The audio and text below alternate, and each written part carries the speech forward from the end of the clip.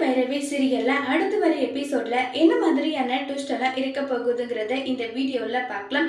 சிவா ஓவரா கேர் பண்ணி நம்ம காயத்ரியோட உயிரை காப்பாத்திடுறாங்க. இப்ப சிவா காயத்ரி கிட்ட கேக்குறாங்க, என் வாழ்க்கை அவ்வளவுதான் முடிஞ்சு போச்சு, என்னால ஒவ்வொருத்தரும் நீங்க கஷ்டப்படுறத என்னால ஏத்துக்க முடியல, அதனாலதான் நான் இப்படி ஒரு முடிவு எடுத்தேன்னு சொல்லிட்டு சிவா கிட்ட காயத்ரி ஃபீல் பண்ணி கதறி எழுத சொல்றாங்க.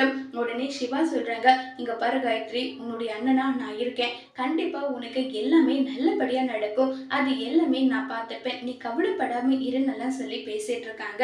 இதை கேட்ட காயத்ரி ரொம்பவே வருத்தப்பட்டுட்டே இருக்காங்க.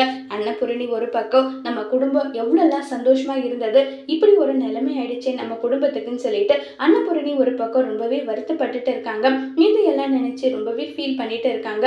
அப்ப சொல்லிட்டு இருக்காங்க சிவாவும் சேர்ந்து, ரெண்டு பேரும் சேர்ந்து, நீங்க எதை நினைச்சும் கவலைப்படாதீங்க பெரியம்மா, கண்டிப்பா எல்லாமே நல்லபடியா நடக்கும், நம்ம எப்படியாவது நல்ல மாப்பிள்ளைய பார்த்து காயத்ரிக்கு கல்யாணம் பண்ணி வைக்கலாம், நீங்க எதை நினைச்சும் வருத்தம் எல்லாம் படாதீங்க நல்லா சொல்லி பேசிக்கிட்டு இருக்காங்க.